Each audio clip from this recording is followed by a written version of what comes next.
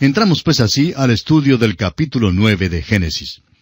El primer versículo de este capítulo dice: «Bendijo Dios a Noé y a sus hijos, y les dijo, fructificad y multiplicaos, y llenad la tierra». De nuevo encontramos esta palabra, llenad. Y tiene significación aquí porque sabemos que hubo una civilización antes del diluvio. Pero a Adán también le dijo Dios que llenara la tierra. Por tanto, debió haber existido algunas criaturas antes de Adán. No sabemos cómo llamarlas, pero fueron criaturas vivientes de la creación de Dios. Y hay mucha especulación en cuanto a ellas. Ahora, lo primero que Dios manda a Noé es, fructificad y multiplicaos, y llenad la tierra. En otras palabras, deberá hacer la propagación de la raza humana. Vivimos hoy en un tiempo cuando hay peligro de un exceso de población. Nos hace falta recordar que Dios dio este mandamiento bajo circunstancias especiales.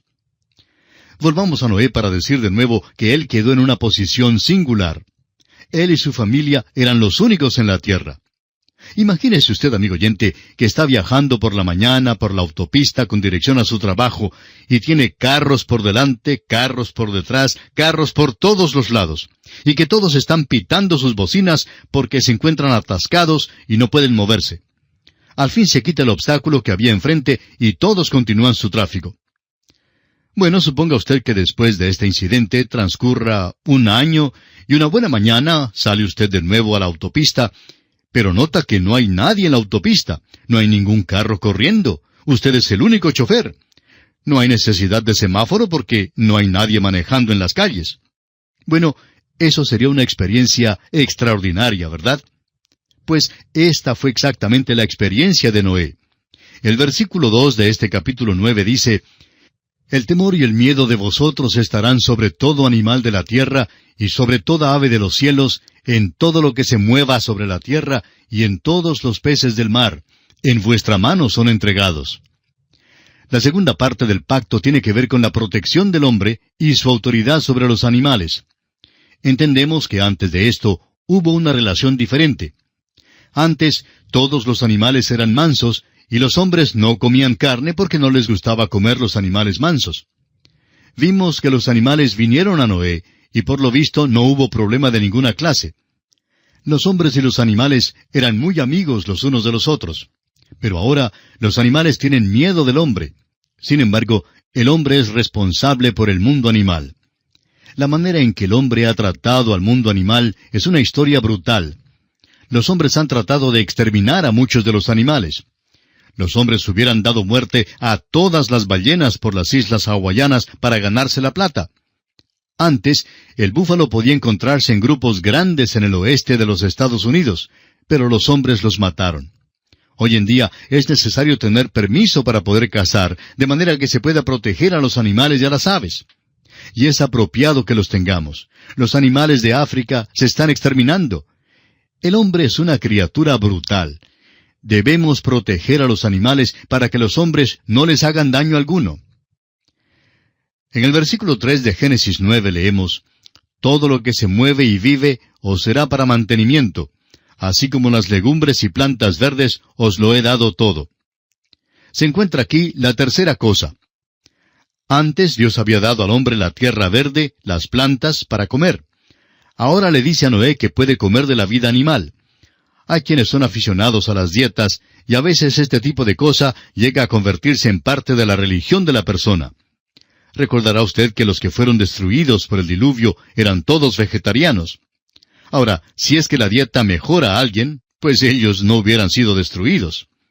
Vemos aquí entonces que Dios permite ahora al hombre que coma carne. Veamos ahora lo que dice el versículo 4. «Pero carne con su vida, que es su sangre, no comeréis». Debían desangrar la carne. Eso habla de vida, e indicaría que el animal debía estar muerto. También indica que el animal debía ser muerto en una manera misericordiosa, en lugar de prolongar su sufrimiento. Hay quienes, cuando están de cacería, les gusta tirar a las aves, como a la codorniz, por ejemplo, y a veces ellas se llevan una herida y simplemente se arrastran y no pueden encontrarse por ninguna parte. Eso es muy cruel. Dios dice que cuando vayamos a comer los animales, debemos asegurarnos de no comerlos con vida. Debemos matar al animal de una manera misericordiosa y debemos desangrarlo. Ahora el versículo 5 dice, porque ciertamente demandaré la sangre de vuestras vidas, de mano de todo animal la demandaré, y de mano del hombre, y de mano del varón su hermano demandaré la vida del hombre.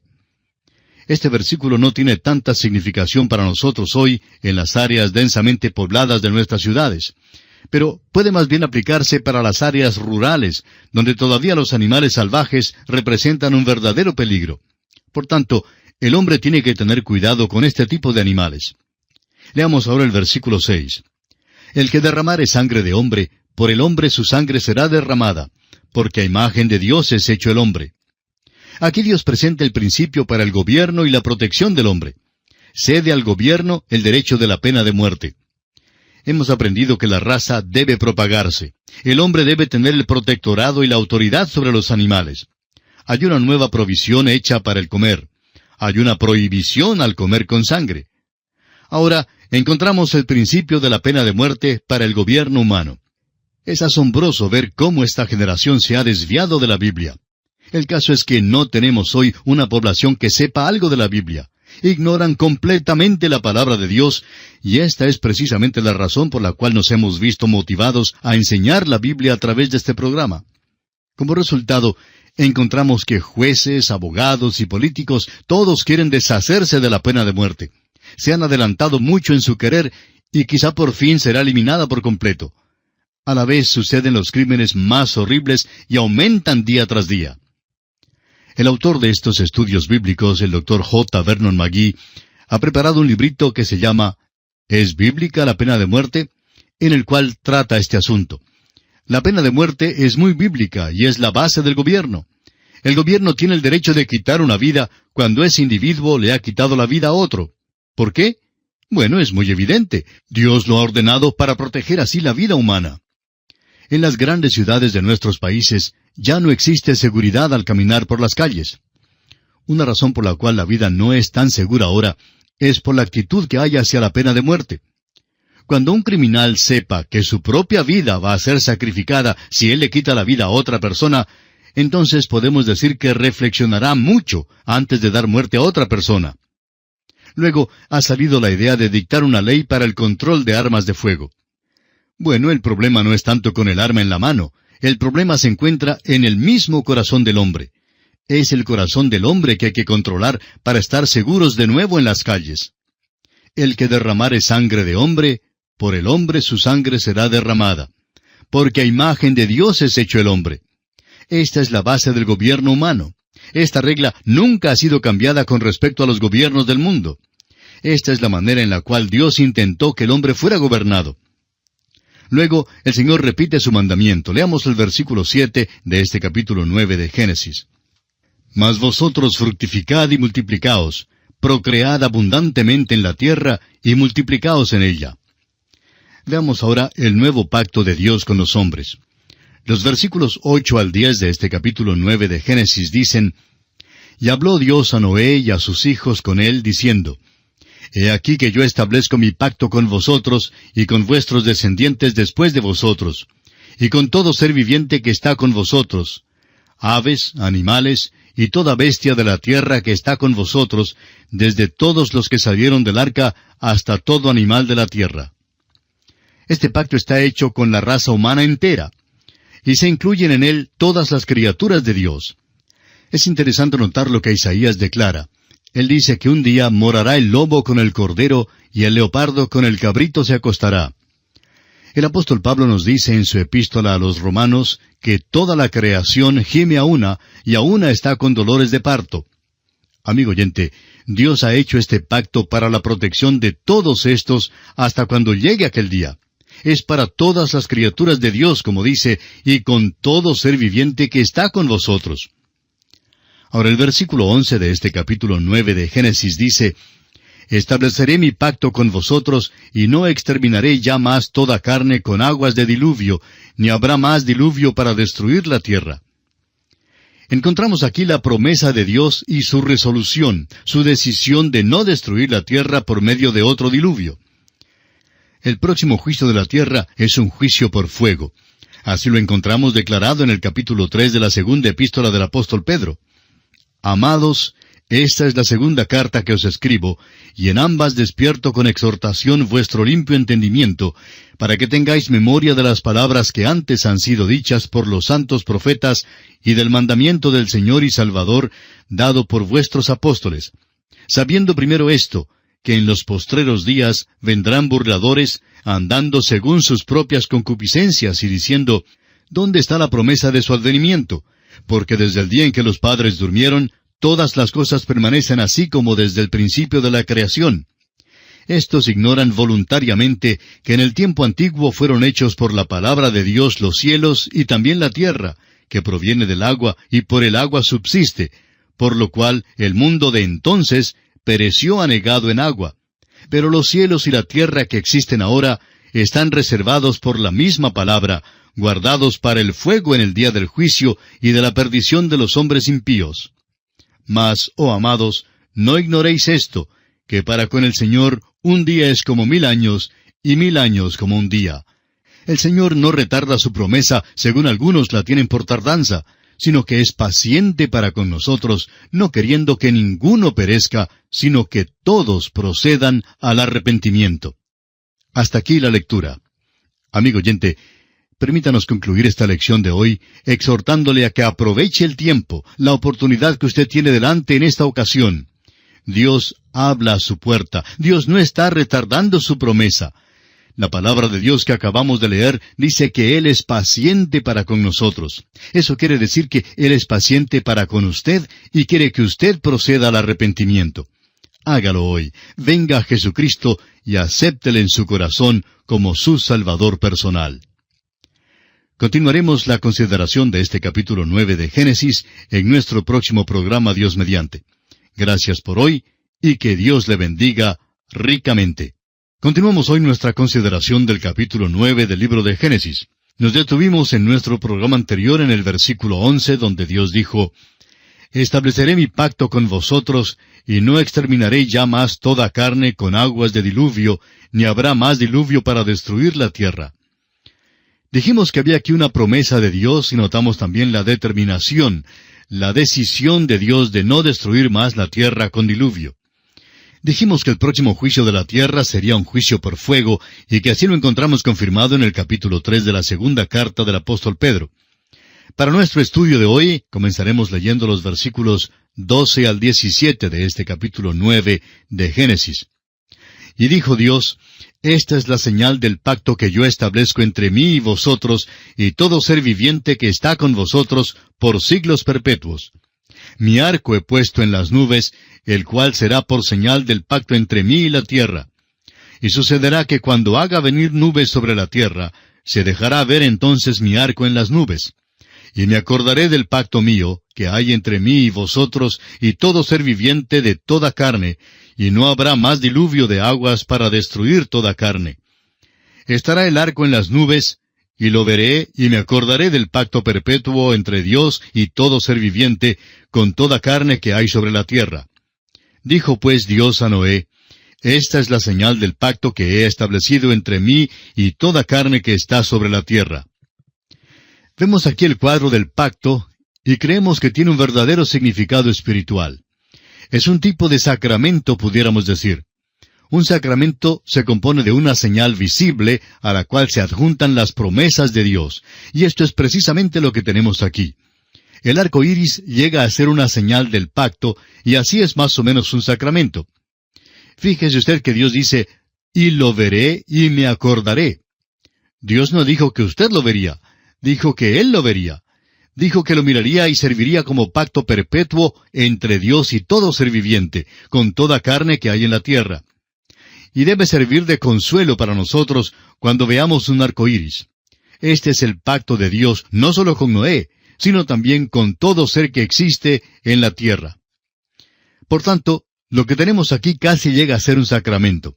Como ya hemos dicho, un sacramento es una señal visible a la cual se adjuntan ciertas promesas. La Pascua, por ejemplo, fue tal señal. La serpiente de bronce y el vellón de Gedeón fueron señales. Hoy día tenemos el bautismo y la cena del Señor como señales.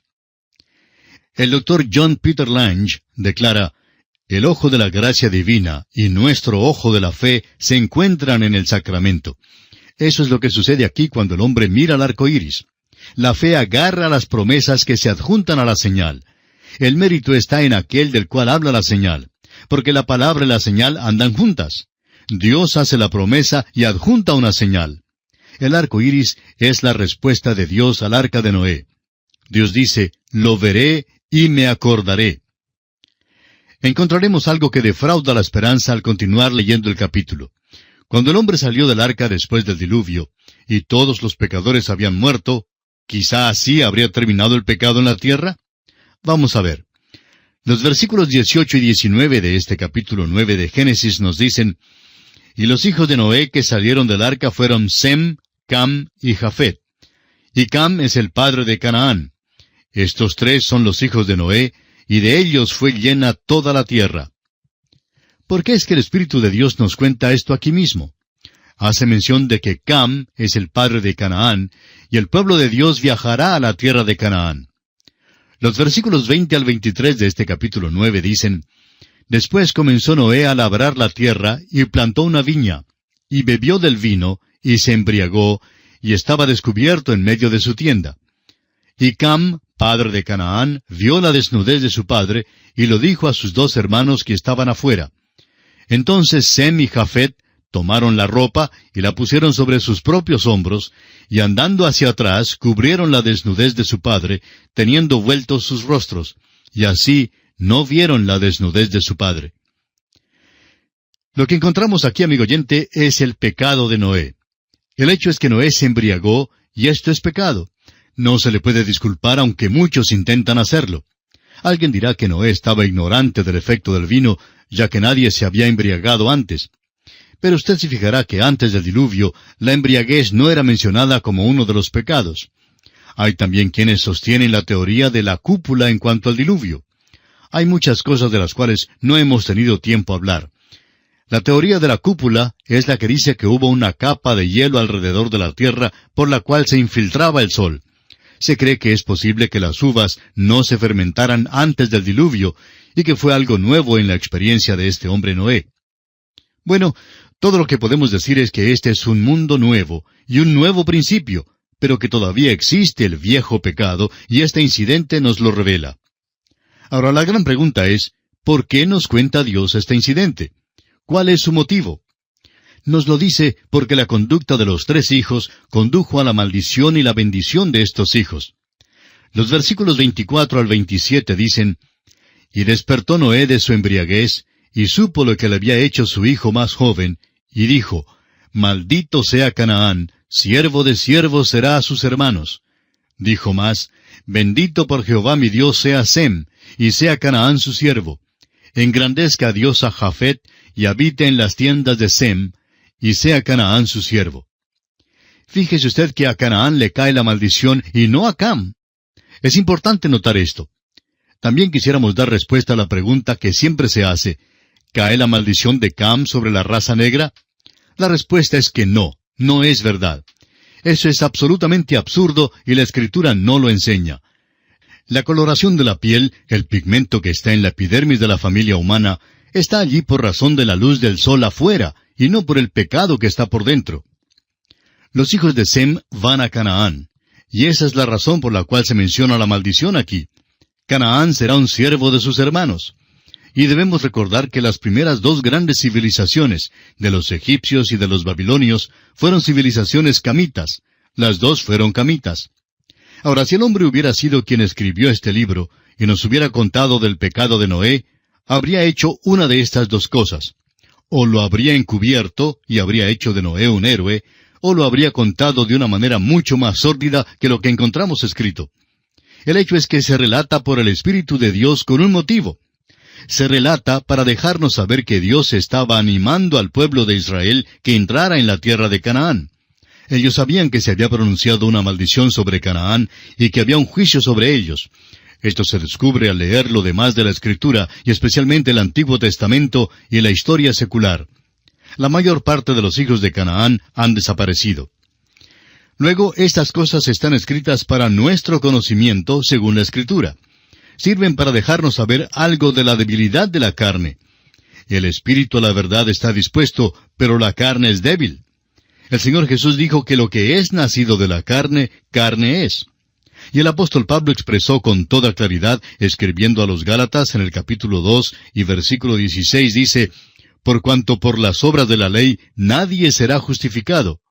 Por tanto, tenemos aquí la historia de un hombre que cayó, y es la historia de la debilidad de la carne. Hemos mencionado cómo hay los que tratan de disculpar este pecado de Noé. Francamente vemos que el hecho es que Noé se embriagó. Ahora es muy posible que usted como cristiano no se embriague. Pero amigo oyente, es posible que usted y yo vivamos en la carne a tal punto que lleguemos a degradarnos como lo hizo Noé. Creemos tener una mala concepción de la vida en este universo en el cual vivimos. Por ejemplo, los hombres han gastado billones de dólares para ir a la luna. Y después de todo, parece que no es un lugar tan bueno para vivir. Pero gastamos relativamente poco en cómo vivir en esta tierra. Pero amigo oyente, esto es lo que le importa a Dios, es decir, prepararnos para vivir en esta tierra. No nos equivoquemos como otros en la consideración de este incidente. Es menester que entendamos que Noé no perdió su salvación. Fue una cosa terrible la que hizo y no se le puede disculpar de ninguna manera. Fue la debilidad de la carne, pero todavía continuó salvo. Además, notamos el hecho de que la maldición no cayó sobre Cam, sino sobre su hijo Canaán. No sabemos hasta qué punto estaba Canaán metido en este incidente, pero sabemos que su nombre se menciona por algún motivo, aunque no se nos revela la razón. Esto no tiene nada que ver con la maldición del color que se ha puesto sobre alguna parte de la raza humana. Es una verdadera tragedia que haya quienes digan que esto significa una maldición sobre la raza negra. No es justo de ningún modo para la raza negra y ciertamente no es justo para con Dios. Dios nunca dijo eso. Y esto nos trae al final de nuestro estudio del capítulo 9 del libro de Génesis.